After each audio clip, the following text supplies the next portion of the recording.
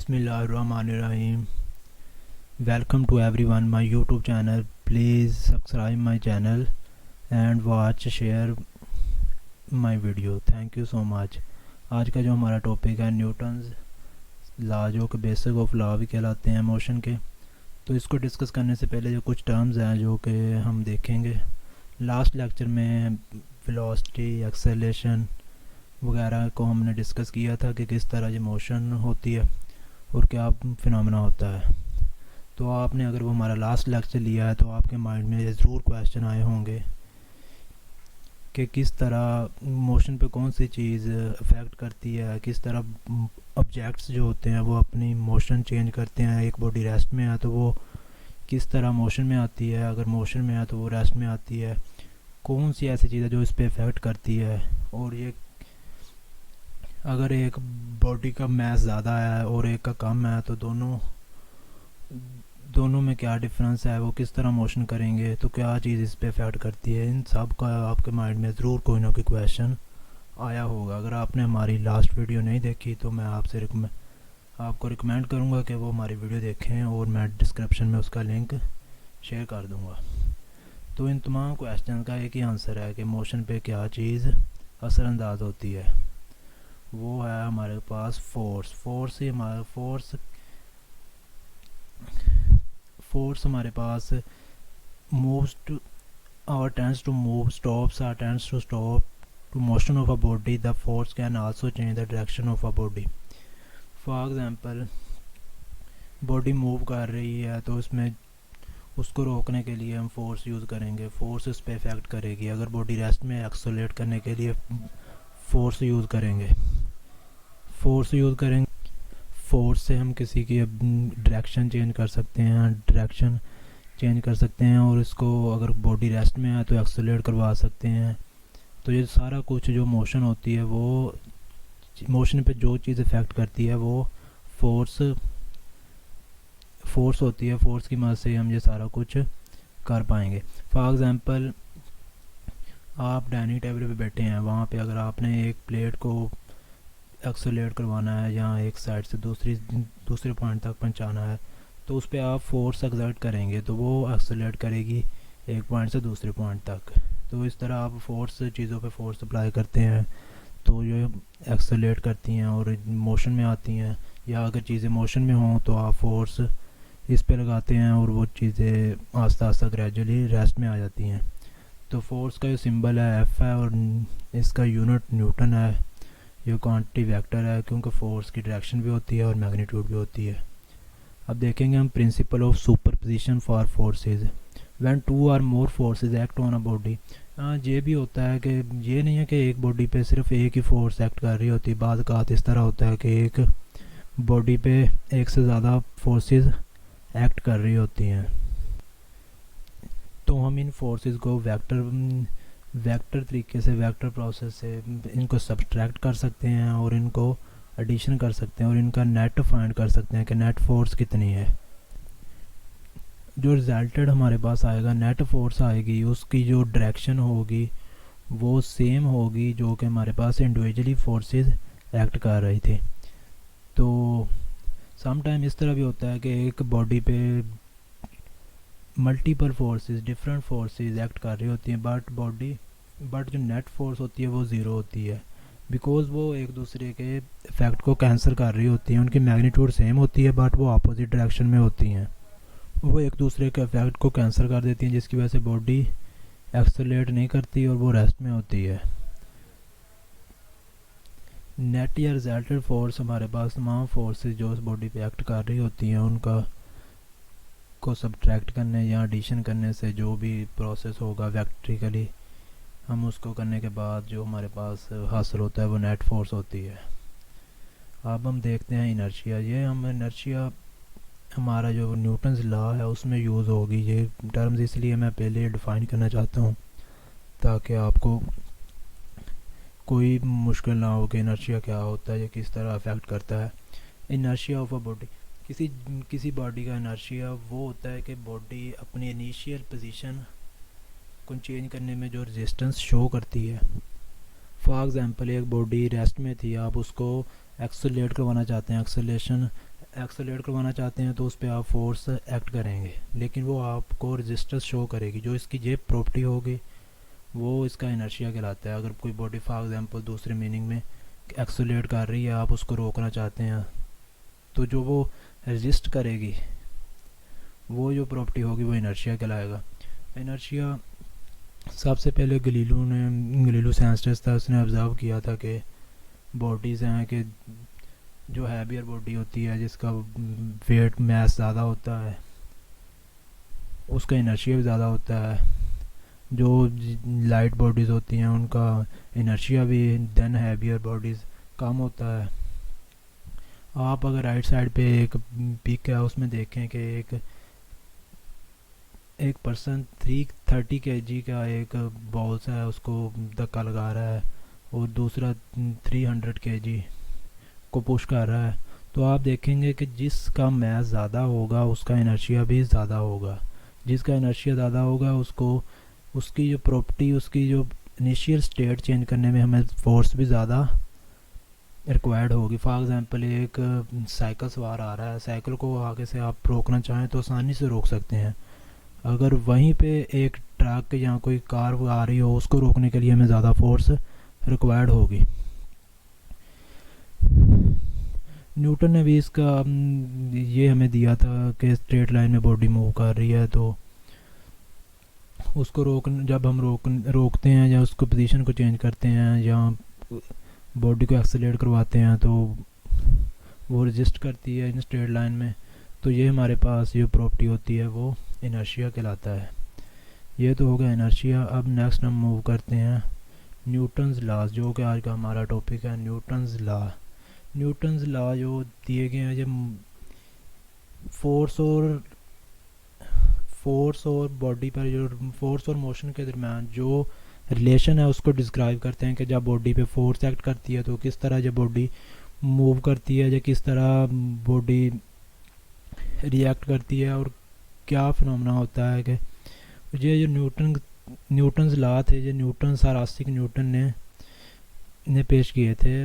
The 3 laws of motion helps us understood how objects behave when they are standing still, when moving forces act upon। ये तीनों लाज जो हमें ये चीज़ समझने में मदद देते हैं कि डिफरेंट ऑब्जेक्ट्स पे जब फोर्स एक्ट करती है, जब वो रेस्ट में होते हैं, जब मोशन में होते हैं, तो वो किस तरह मोशन होती है, क्या फिनोमेना होता है। इन लॉ की मदद से हम मोशन को डिफाइन करते हैं। नेक्स्ट हम चलते हैं। हाँ, लॉज को स्टार्ट करने से पहले मैं आपको ना introduction to sir Isaac Newton के अबाउट, आर्टिकल के अबाउट थोड़ा सा बताना चाहता हूँ कि सर आइजैक न्यूटन कौन थे। और ये साइंस ये आप ऑलरेडी जानते होंगे, तो चलो थोड़ा सा इंट्रोडक्शन हो जाए। सर आइजैक न्यूटन 1643 में यूके में पैदा हुए थे। ये एक इंग्लिश मैथमेटिशियन और फिजिस्ट थे। इन्होंने बहुत ज़्यादा क्लासिकल फिज़िक्स में देखें तो सारा काम ही ओवर ऑलमोस्ट जो कि सर आइजैक न्यूटन का ही है। इन्होंने ये 3 लॉ जो पेश किए हैं, बेसिक लॉ ऑफ मोशन भी कहलाते हैं, इनको न्यूटन्स लॉ का भी नाम दिया गया है। अपनी बुक में 1687 बुक ऑफ प्रिंसिया नाम था, 1687 में ये पब्लिश किए थे। इन दिस लॉ में न्यूटन ने ग्रेविटेशनल प्लैनेट किस तरह बॉडी पे एक दूसरे पे फोर्सेस एक्ट करती हैं, मोशन के अबाउट सारा कुछ बताया था, जो आज 200 साल के बाद भी, तो 200 साल तक चैलेंजेबल रहे थे। और नेक्स्ट हम मूव करते हैं न्यूटन्स लॉ। न्यूटन्स के 3 लॉ हम 1 बाय 1 डिस्कस करेंगे। हाँ, ये वीडियो थोड़ी सी लंबी ज़रूर होगी, लेकिन आप वीडियो को प्लीज़ स्किप ना करें और एंड तक देखें। इंशाल्लाह वीडियो देखने के बाद आपको कोई कन्फ्यूजन नहीं रहेगी अबाउट न्यूटन्स के लॉज के या कोई भी फोर्स, इनर्शिया, तो ये सारे कंसेप्ट आपके क्लियर होंगे। Newton's first law. न्यूटन के फर्स्ट लॉ के अकॉर्डिंग एक बॉडी रेस्ट में है या मोशन में है तो वो उस वक्त तक, या यूनिफॉर्म वेलोसिटी से मूव कर रही है तो वो उस वक्त तक रेस्ट में रहेगी या मूव करती रहेगी जब तक उस पर कोई एक्सटर्नल नेट फोर्स एक्ट ना करे। फॉर एग्ज़ाम्पल एक बुक है टेबल पे पड़ी है, तो वो उस वक्त तक टेबल पे पड़ी रहेगी जब तक उस पर कोई फोर्स एक्ट नहीं करेगी। फॉर एग्ज़ाम्पल एक बॉडी है और आइसोलेटेड जोन में वो मूव कर रही है, उस पर कोई फोर्स एक्ट नहीं कर रही, नेट फोर्स ज़ीरो है, तो वो तब तक मूव करती रहेगी, एक्सोलेट करती रहेगी जब तक उस पर कोई एक्सटर्नल फोर्स एक्ट ना करे। अब ये कुछ रिस्ट्रिक्शंस भी हैं न्यूटन के लॉ पे, ये तमाम फ्रेम्स पे वैलिड नहीं है, तो हम इसको डिस्कस नहीं करेंगे। और जिन फ्रेम्स पे ये वैलिड होता है, जिस पे ये लॉ एप्लीकेबल हैं, उनको हम नाम देते हैं inertial reference frame. In fact in classical Newton mechanics में हम देखें कि क्लासिकल फिज़िक्स में देखें कि कुछ ज़्यादा डिफरेंस नहीं है। एक बॉडी अगर रेस्ट में है या यूनिफॉर्म वेलोसिटी में, यूनिफॉर्म मोशन या वेलोसिटी से मूव कर रही है स्ट्रेट लाइन में, तो अगर कोई बाहर से पर्सन देखेगा तो वो दोनों को सेम पाएगा। फॉर एग्ज़ाम्पल आप दो कार्स हैं, वो सेम वेलोसिटी के साथ एक ही डायरेक्शन में मूव कर रही हैं, तो जो उनके अंदर जो पैसेंजर बैठे होंगे दोनों कार्स के, वो एक दूसरे को अकॉर्डिंगली रेस्ट में देखेंगे, बिकॉज वो फ्रेम ऑफ रेफरेंस चेंज नहीं हो रहा। अगर फ्रेम ऑफ रेफरेंस चेंज होगा फ्रेम ऑफ रेफरेंस, तब भी वो मोशन को ऑब्जर्व कर सकेंगे। या इस तरह देखें कि अगर आप किसी ट्रेन में सफ़र कर रहे हैं और आसपास दूर दूर तक सिर्फ सहराई हो और कोई चीज़ ना हो, तो आप देखेंगे, आपको फील होगा कि ट्रेन बिल्कुल रुकी हुई है, रेस्ट में है, हालांकि वो ट्रेन यूनिफॉर्म वेलोसिटी से मूव कर रही होती है। या इस तरह हो कि बाहर कोई चीज़ ना हो और आप ट्रेन में या किसी कार में रात के वक्त सफ़र कर रहे हो, तो देखें कि आसपास पे अंधेरा ही होगा, तो इस तरह लगेगा कि आप रेस्ट में हैं और आप मूव नहीं कर रहे, क्योंकि उस वक्त ही पता चलेगा जब आप दूसरे फ्रेम ऑफ रेफरेंस से देखेंगे। तो इसको लॉ ऑफ इनर्शिया का नाम भी देते हैं इस पोस्टुलेट को, कि बॉडी। और इसके बाद न्यूटन लॉ की जो फर्स्ट लॉ है, इसकी हम एग्जांपल देखते हैं। एग्जांपल में फॉर एग्जांपल एक फुटबॉल पड़ा है, वो रेस्ट में है, तब तक रेस्ट में रहेगा जब तक इस पर फोर्स एक्ट नहीं करेगी। और नेक्स्ट हम देखें तो इस पर प्लेयर फुटबॉलर आके फोर्स लगाता है, उसको किक करता है, तो वो मोशन में आ जाता है। फुटबॉल एक्सेलरेट करता है, करने के बाद ये इस वक्त तक अपनी मोशन को कंटिन्यू रखता है जब तक इस पर एक्सटर्नल फोर्स इफेक्ट ना करे। अब नीचे आप ज़रा थोड़ा सा आएँ तो यहाँ पे एरो है, देखें तो सामने से ये फोर्स इस पर एक्ट कर रही है। ये रेजिस्टेंस फोर्स जो होती है एयर की, वो भी हो सकती है, या कोई और फोर्स लगाने से ये आस्ता आस्ता ग्रेजुअली इसकी फोर्स में कमी होगी, इसकी एक्सेलरेशन में कमी होगी और ये रेस्ट में आ जाएगा। इस तरह फोर्स लगाने से चेंज होता है। अब हम नेक्स्ट प्रोसीड करते हैं Newton second law, when net force act on a body.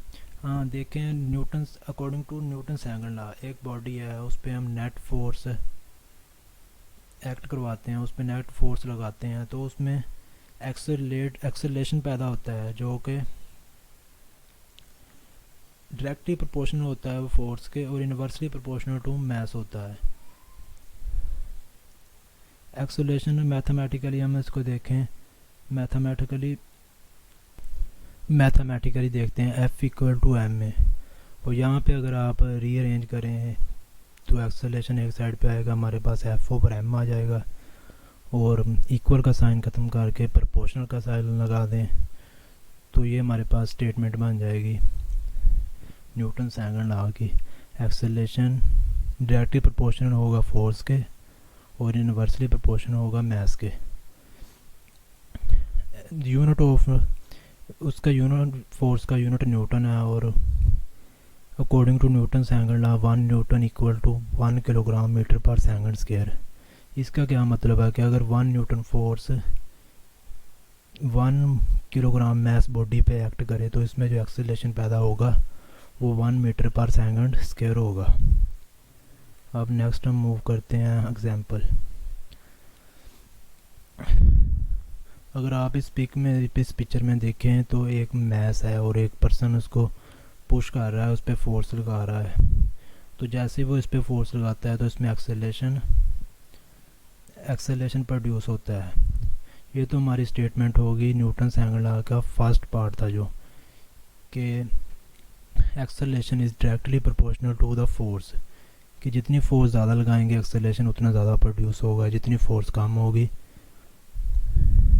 उतना एक्सेलरेशन भी कम होगा। तो अब दूसरी तरफ चलते हैं। दूसरी जो स्टेटमेंट का पार्ट था हमारा मैस के इन्वर्सली प्रोपोर्शनल है। फॉर एग्ज़ाम्पल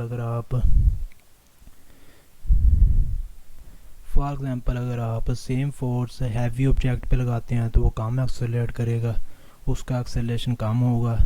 लेकिन अगर हमारे पास जो मैस होगा वो अगर ज़्यादा होगा तो उस पर जो एक्सेलरेशन होगा वो कम होगा और लाइट वेट का एक्सेलरेशन ज़्यादा होगा। तो अब हम नेक्स्ट थर्ड लॉ की तरफ मूव करते हैं। न्यूटन्स थर्ड लॉ हर एक्शन का रिएक्शन होता है जो कि मैग्नीट्यूड में इक्वल होता है बट डायरेक्शन में ऑपोजिट होता है। ये न्यूटन का थर्ड लॉ था, इसकी स्टेटमेंट थी। फॉर एग्ज़ाम्पल अगर आप एक दीवार को पुश करते हैं तो आपने देखा होगा या आपने कभी किया होगा कि जब आप फोर्स लगाते हैं दीवार को पुश करते हैं तो अपने हाथ पे कोई फोर्स फील करते हैं। तो वो जो फोर्स होती है वही होती है जो आपने दीवार पे लगाई होती है, वो उसका रिएक्शन होता है उसी फोर्स का, जो मैग्नीट्यूड में इक्वल होता है बट इन अपोजिट डायरेक्शन में होता है। आप दीवार पे फोर्स लगा रहे होते हैं और दीवार आप पे एज अ रिएक्शन वो फोर्स लगा रही होती है। तो इस तरह इन फोर्सेस को एक्शन रिएक्शन पेयर का नाम देते हैं। ऑलमोस्ट तमाम जो भी फोर्सेस यूनिवर्स में पाई जाती हैं वो तमाम फोर्सेस पेयर में होती है। हाँ, अगर आप the important point is that forces always occur, they can't exist, this is true not only normal forces. ये सिर्फ नॉर्मल फोर्सेस के लिए नहीं है, जो भी जितने भी यूनिवर्स में फोर्सेस हैं तमाम फोर्सेस में जो तीसरी स्टेटमेंट है यही चीज़ मैं बता रहा हूँ कि वो तमाम फोर्सेस पेयर की फॉर्म में पाई जाती हैं। अब हम नेक्स्ट मूव करते हैं इसकी एक्सप्लेनेशन कि ये किस तरह होता है। Reaction and reaction are equal in magnitude but in opposite direction, they effect do not cancel, they act on different bodies. मैंने आपको पहले बताया था, अगर आपने लेक्चर को अच्छी तरह सुना हो, कि जब डिफरेंट फोर्सेस बॉडी पे एक्ट करती हैं तो वो एक दूसरे के इफ़ेक्ट को कैंसिल कर देती हैं, और जो कैंसिल करती हैं वो एक ही बॉडी पे जब फोर्सेस लग रही होती हैं उस वक्त होता है। लेकिन जब एक्शन और रिएक्शन होते हैं तो ये कभी एक बॉडी पे नहीं होते, दो बॉडीज़ पे हो रही होती हैं एट अ टाइम। ये कभी नहीं होगा कि आपने पहले एक्शन लगाया, फोर्स से एक्शन लगाई, बाद में थोड़ी देर बाद रिएक्शन होगा, उसी वक्त एट अ टाइम रिएक्शन होगा।